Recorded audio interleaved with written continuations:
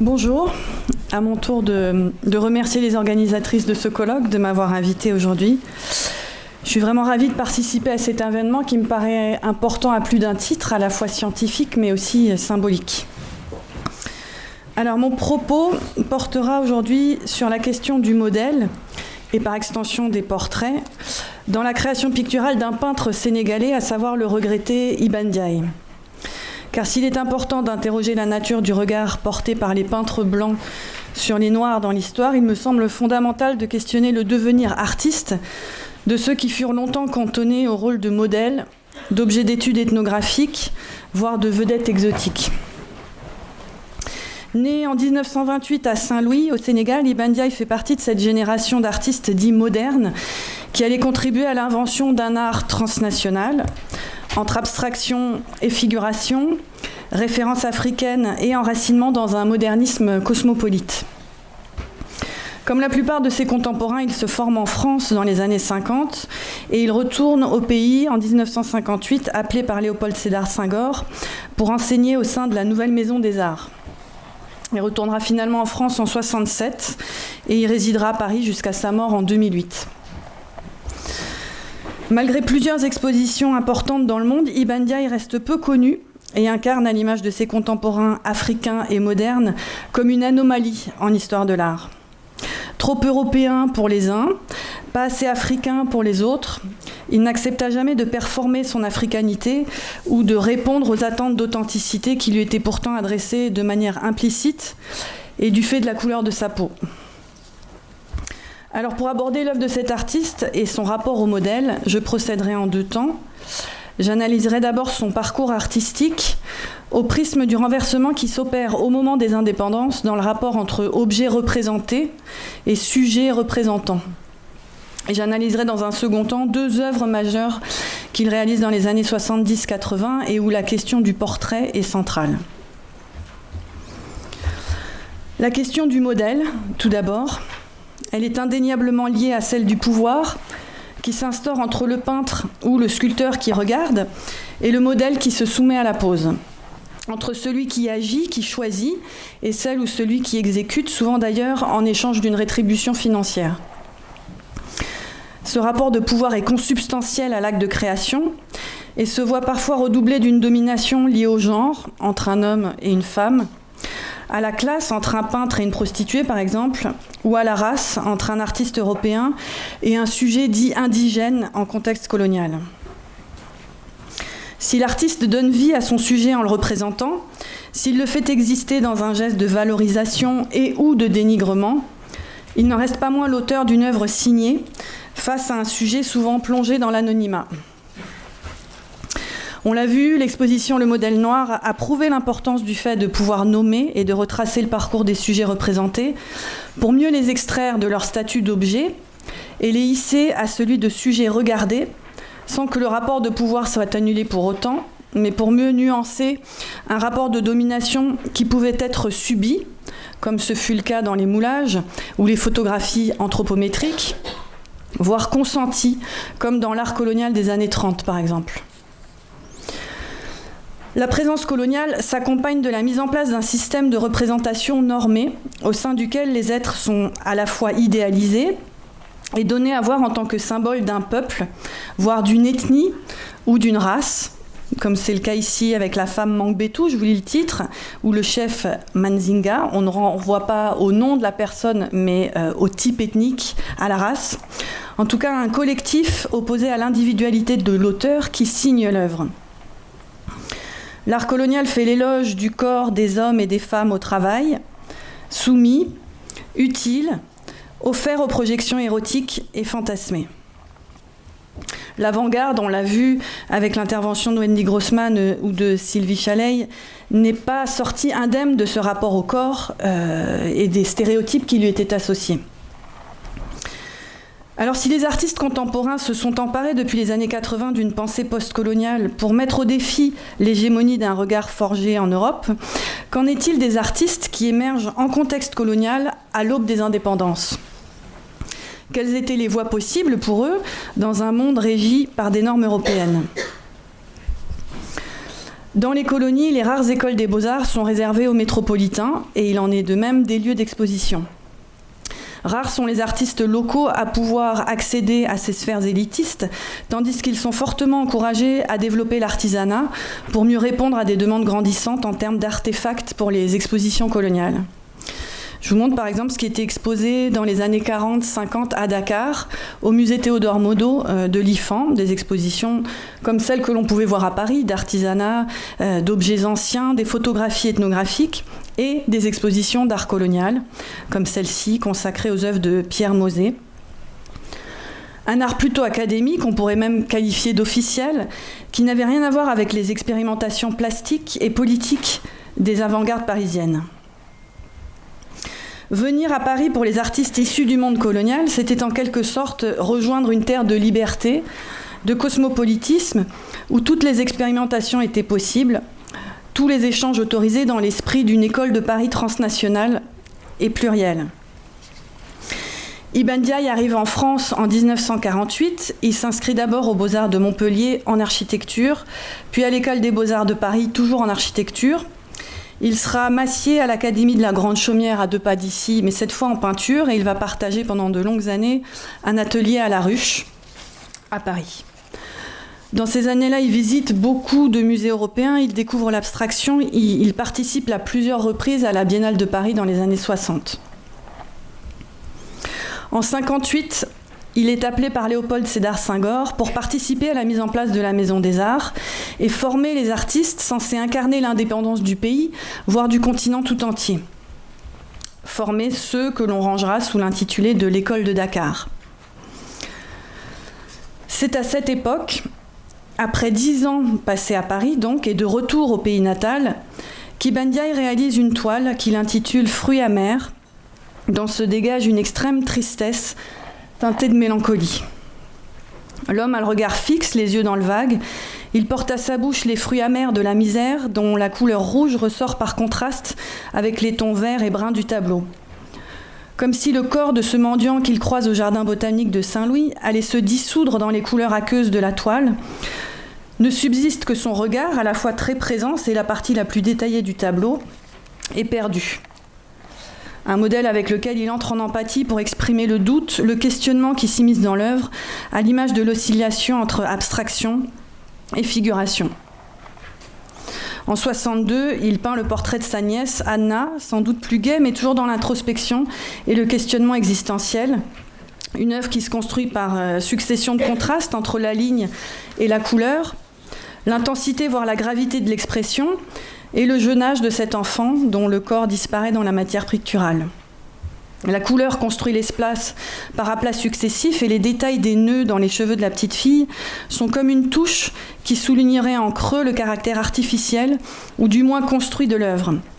Une manière d'interroger le devenir œuvre d'art de la matière. Pendant ces années parisiennes, Ibn Diaye fréquente de nombreux artistes tels que Ray Bérol ou Ossip Zadkine par exemple. En Europe, les années 50 sont des années de questionnement, de doute quant au devenir de l'art et de la peinture en particulier au lendemain de la Seconde Guerre mondiale. Nombreux sont les artistes à se tourner vers l'abstraction et Ibn Diaye partage ces interrogations tout en les transposant sur la scène sénégalaise dans une forme d'adaptation et de réappropriation des références. En 1963, il expose la Tabaski à la Biennale de Paris et l'on sent ici l'impact des recherches plastiques de son temps sur la facture du tableau. Même couleur aqueuse que dans les fruits amers, même tristesse, voire nostalgie, et cette tension dynamique entre abstraction et figuration, avec l'apparition ou la disparition de 2 visages que vous distinguez peut-être en haut à gauche du tableau. Les animaux semblent plus présents que les humains, tapis dans la matière boueuse, comme prêts à rompre l'équilibre de l'œuvre pour procéder au sacrifice. Car le tableau s'intitule la Tabaski, ce qui signifie en wolof l'équivalent de l'Aïd, cette fête musulmane qui marque la fin du Ramadan et à l'occasion de laquelle on sacrifie un mouton. Le choix de la langue, le wolof, ainsi que du sujet, une fête musulmane, n'est pas anodin. Il renvoie aux 2 composantes du pouvoir colonial qui s'appuya d'une part sur l'imposition d'une langue unique dans l'Empire, à savoir le français, d'autre part sur le contrôle de la religion. Il faut rappeler que les grandes figures de la résistance anticoloniale au Sénégal, en tout cas, furent majoritairement musulmanes. Dans les 3 œuvres que nous venons de regarder, les modèles sont africains, les scènes locales et la facture internationale. Par un processus de transposition, Ibn Diaye réussit à placer au centre de sa peinture ce qui jusqu'alors était circonscrit à la périphérie, aux marges d'une peinture de surcroît réservée aux Blancs. Il réunit dans un même geste synchrone et non hiérarchisé ce qui était alors considéré comme inconciliable, voire incompatible, à savoir l'Afrique et la modernité, le politique et l'esthétique, le local et le global. Mais on sent aussi chez l'artiste une forme de désillusion, de peine qui détonne par rapport au chant de liesse associé au mouvement des indépendances. Ibn Diaye tentera de partager avec ses étudiants à Dakar, ainsi qu'avec les enseignants de la Maison des Arts, ses ambitions et ses visions artistiques en vain. En désaccord avec la politique culturelle et la négritude de Senghor, il quittera Dakar, je vous le disais, en 1967 pour revenir à Paris. De la désillusion à la colère, il n'y a qu'un pas, et la Tabaski des années 60 se transformera en une série expressionniste dans les années 70, où l'idée du sacrifice et de la violence sera accentuée. Alors ce qui est intéressant ici, c'est que si la Tabaski de 63 pouvait être interprétée en regard de l'action coloniale 2 ans seulement après l'accession à l'indépendance du Sénégal, cette nouvelle série, réalisée 10 ans plus tard, pourrait quant à elle s'interpréter comme une critique des lendemains des indépendances, impliquant tout autant les Européens que les Africains, Ibn Diaye n'opposant pas les deux, mais les réunissant ici dans un même geste métaphorique. D'un point de vue formel et plastique, les créations d'Ibn Diaye s'inscrivent dans les courants de l'abstraction tels qu'ils se développent en Europe dans ces années-là, sans toutefois y souscrire tout à fait. Car Ibn Diaye ne partage pas le désaveu du sujet en peinture tel que de nombreux peintres de sa génération l'opèrent à cette époque, du moins en France. Ses références sont multiples et croisées, à la fois africaines et européennes, transnationales et transhistoriques.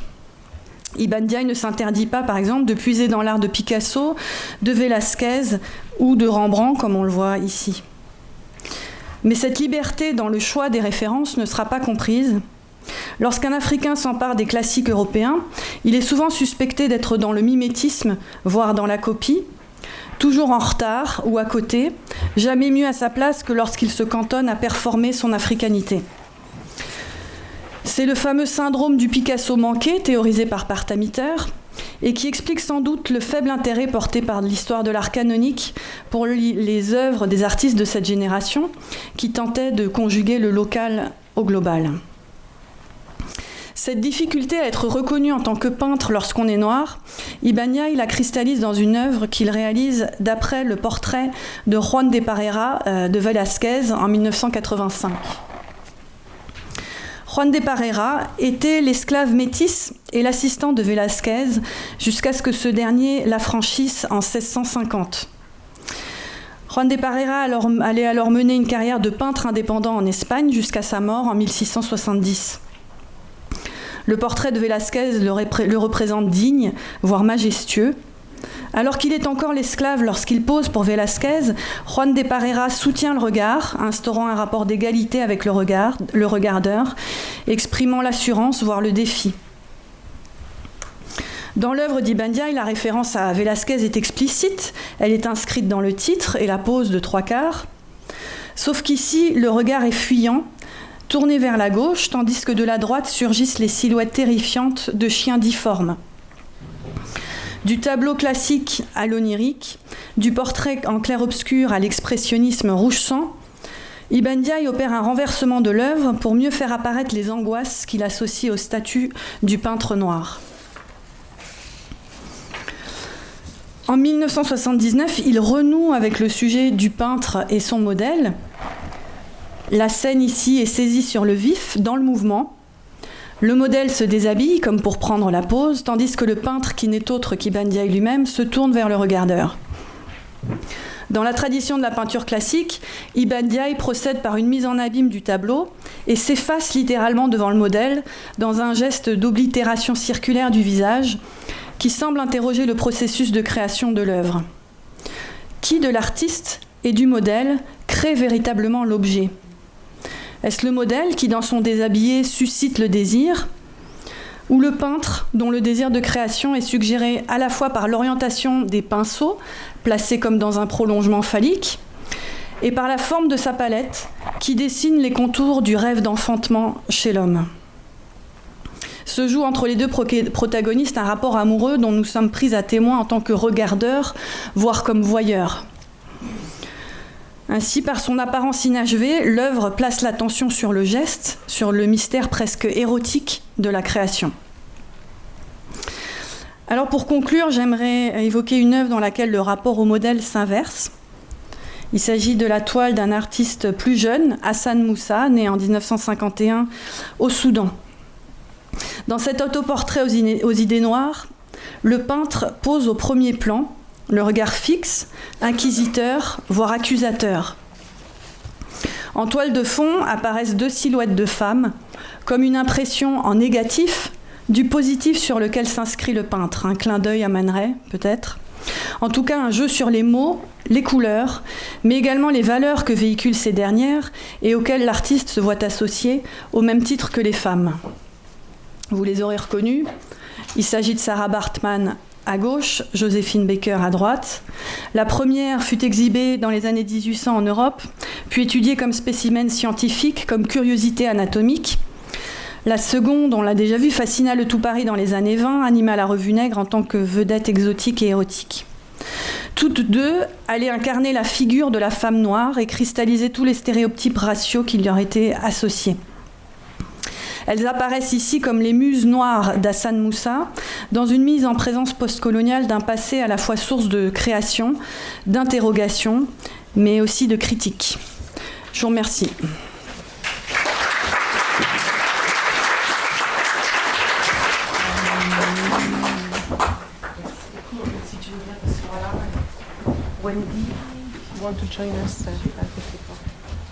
Merci beaucoup vraiment pour ces deux présentations particulièrement intéressantes et qui prolongent vraiment les choses amorcées et même pas du tout traitées par l'exposition.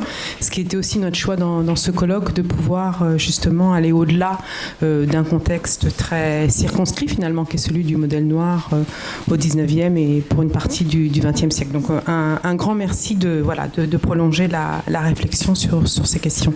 J'imagine qu'il y a quelques questions dans la salle, donc il y a un micro plus loin si vous souhaitez vous emparer de l'espace de parole qui vous est donné et de discussion surtout avec nos intervenantes, en français ou en anglais, et a priori on arrive à se comprendre et sinon on s'entraide.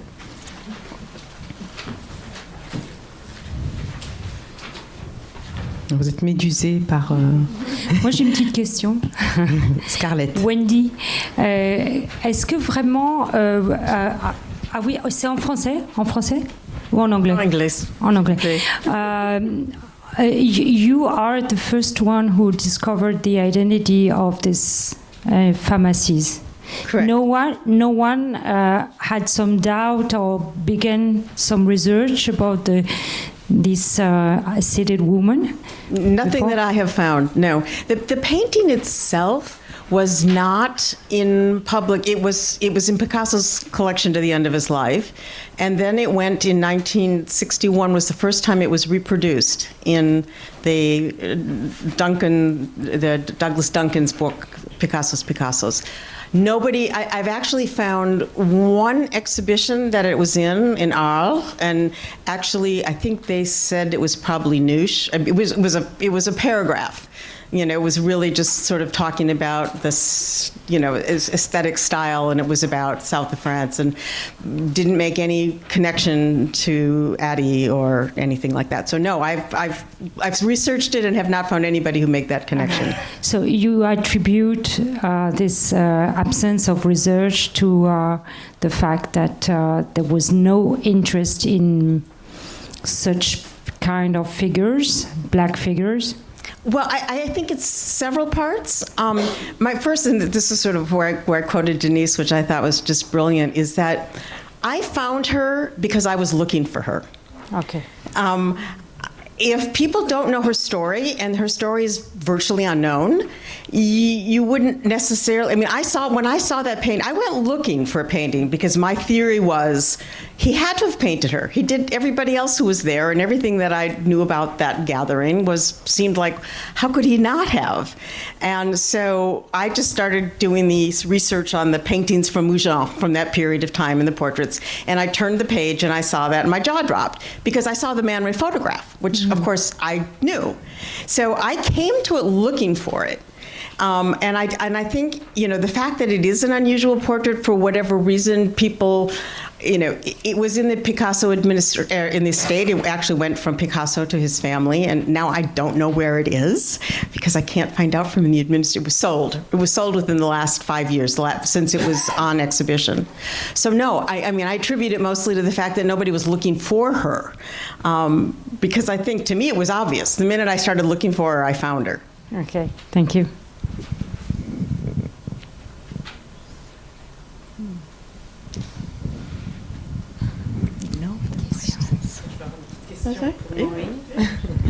Oui, Maureen, c'était aussi très intéressant la présentation que tu as faite et je me demandais si, en fait, tu avais précipité cette question du modèle noir puisque nous t'invitions à parler aujourd'hui, ou est-ce que c'est quelque chose qui agite, je dirais, la scène artistique africaine contemporaine comme un objet à part dans le processus de création? Est-ce que tu vois ce que je veux dire? Si tu as fait l'exercice pour justement rejoindre les préoccupations d'aujourd'hui, ou est-ce que vraiment il y a une histoire qui serait donc réflexive en fin de compte sur sa propre condition, qui serait prise en charge du point de vue de la noirceur par les artistes d'Afrique, si on peut dire les choses comme ça, en tout cas aujourd'hui.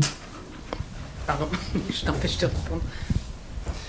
Alors j'ai fait l'exercice pour le colloque d'aujourd'hui, mais si on regarde les artistes contemporains autour d'Iba Ndiaye et la génération d'artistes qui émergent à ce moment-là, beaucoup comme Ben Ewenwu au Nigeria s'intéressent à la figure du modèle, à l'histoire de la peinture en Europe, la transposent en Afrique. Mais Iba Ndiaye est assez particulier au sens où lui s'inscrit dans cette longue histoire et à une façon particulière de croiser les références et de s'intéresser à ces modèles, tandis que les artistes au Sénégal sont beaucoup plus dans un mouvement euphorique, à la fois puisant dans les arts plastiques d'Afrique anciens, avec des œuvres beaucoup plus enjouées, qui sont dans la célébration. Lui est du côté plutôt du doute et presque de la dépression parfois, ce qui explique aussi son départ, le fait qu'il s'installe à Paris. Enfin, il est en décalé par rapport à ce qui se passe à ce moment-là, au Sénégal. Ouais. Mais il n'est pas le seul à se réapproprier l'histoire de la peinture.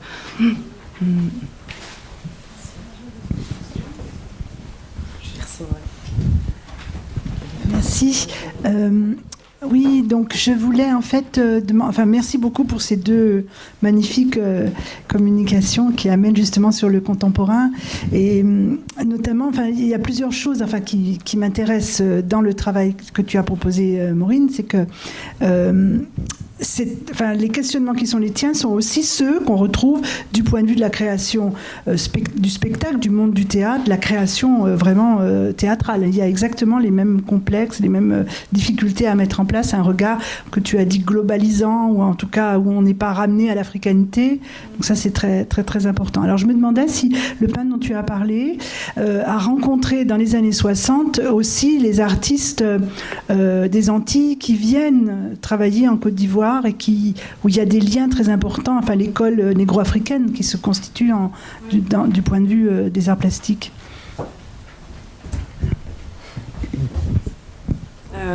Wendy Grossman évoquait tout à l'heure la revue Présence africaine. Iba Ndiaye fait partie de ce réseau panafricain. Il sera le commissaire de l'exposition d'art contemporain au Festival mondial des arts nègres.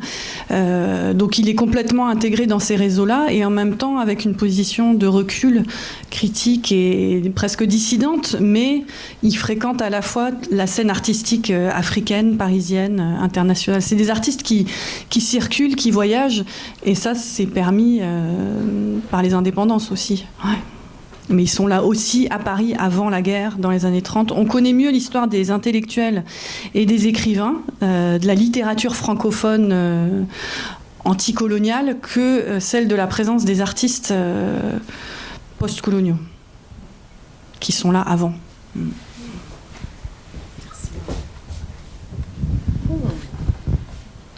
Isolde Pludermacher, qui est co-commissaire de l'exposition. Lève-toi quand même, Isolde, Ah oui, parce pardon. que ton nom a été peu évoqué. Oui, bonjour et merci beaucoup pour ces excellentes communications. Moi, j'avais juste une question sur les lieux de conservation de ces œuvres d'Ibn Diaye. Je voulais savoir si elles étaient dans des musées français, des musées africains. Voilà, pour savoir si c'était un artiste qui avait été collectionné et par qui.